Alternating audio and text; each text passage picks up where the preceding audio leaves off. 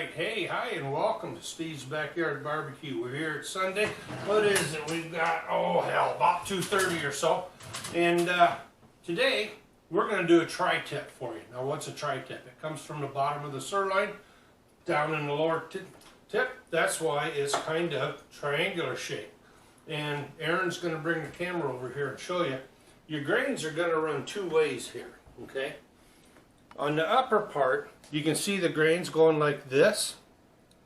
So we're going to cut this right here, and I've got a beautiful spot right here in the middle of the bend, so I can use that as a reference point.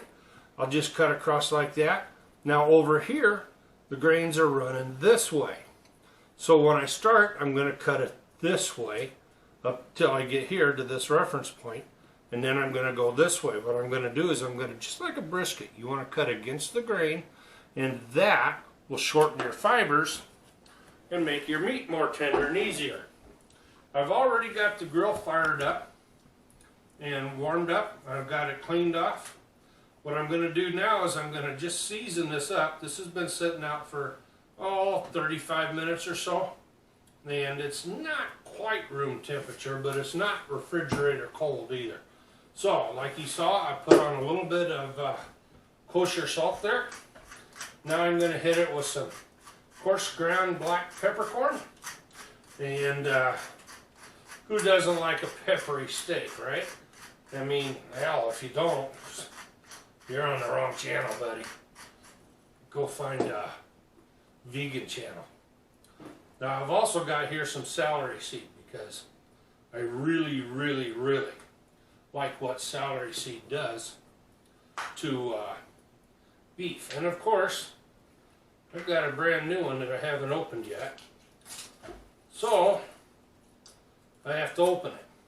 Okay, the inner seal's off. We're open, we're good to go. Boy, that smells so good. But this is a pretty doggone strong spice.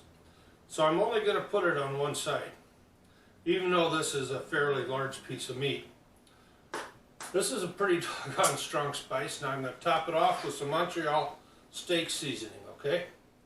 I'm going to, and I didn't use a binder, okay? And I'll tell you why. I could have used a little oil or something, a little vegetable oil, but I'm going to sear it first. I'm not going to reverse sear it. I'm going to sear it first. And if I put a chunk of meat over the direct coals to sear it, well, guess what's going to happen? It's going to burn up on the end, on the outside edges. Instead of searing nicely, it's just going to burn it up. Now, as you can see, this is mostly fat cap, but I trimmed a bit of it off, and you might see a spot here that's a little red. We had a blood clot I chopped out. I did get all of it. I made sure of that. Sometimes when it happens, it's not the end of the world. You just cut it out. And when you eat, you never know it's there. But,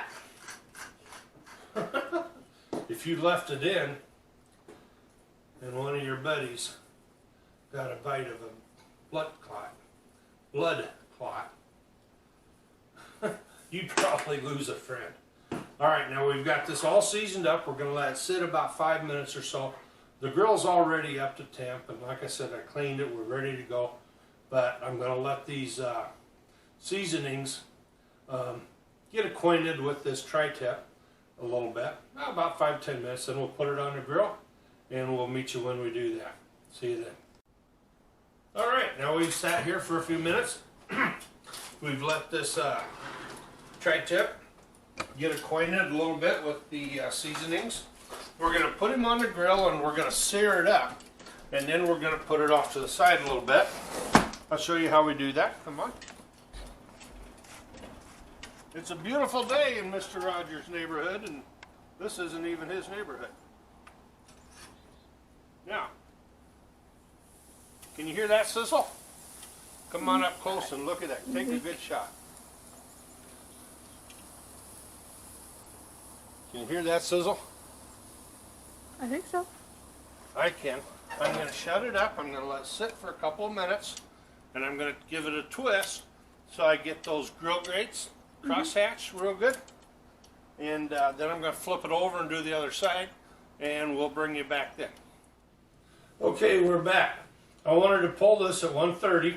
I don't know if Aaron can zoom in on this or not, but we're at 131 now. They can read it. We're at 131 now.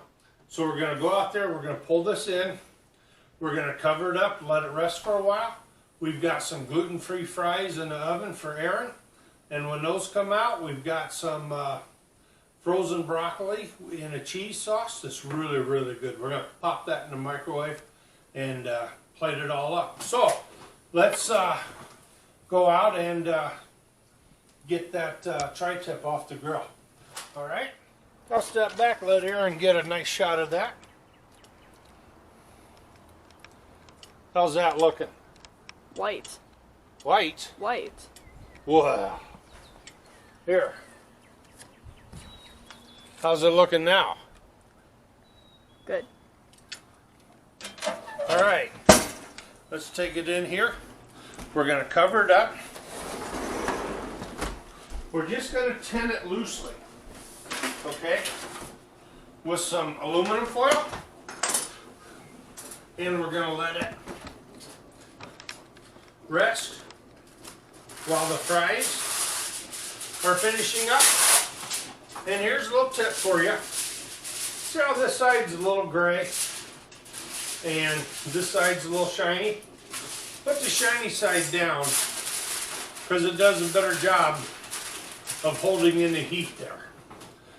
And I wanted to pull this about 130 and I got it at 131 and the pit temp was 262, so that worked real well. And we'll bring you back when we get ready to plate this up and cut this up, and we'll see you then. Tri-tip. And we're back. Look at this. We've got our broccoli and a cheese sauce. We've got some fries made up, and look at this beautiful, beautiful tri-tip. Sorry. I got some juice spilling out here, so I have to do a little bit of house cleaning, but that's okay. We've got our grain running this way on this end, and then it turns and runs this way. So for now, I'm going to cut it. Aaron, can you bring that camera really close and zoom in here? I want to see if the camera can tell how juicy this is. Now see, we pulled this off at 131. Stop moving it. Okay. We pulled this off at 131, and the very end is a little more towards the medium side, and as we get towards the center, we're going to get more to the medium rare. You might have to move it so we can see. And I'm going to have to turn it so that Aaron can see. Okay. Like that. We're still a little medium there because we're way far down on the end. I'm just going to go take a big chunk and get more to the middle, closer, where we get that beautiful medium rare. And can you see the juices running out of that? Yeah, but That's it's not focusing. That's how you want your tri-tip. See the juices coming out of this?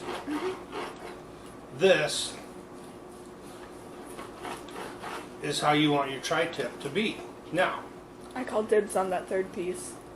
this one here, I was planning on cutting it in half and sharing it with us.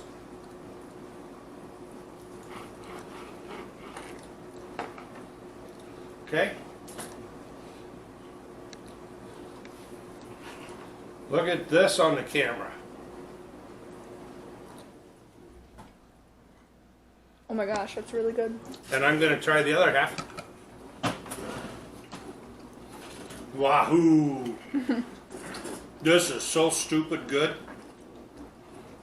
Can you see the juices in that? Zoom in on that, or move in, or do what you need to do.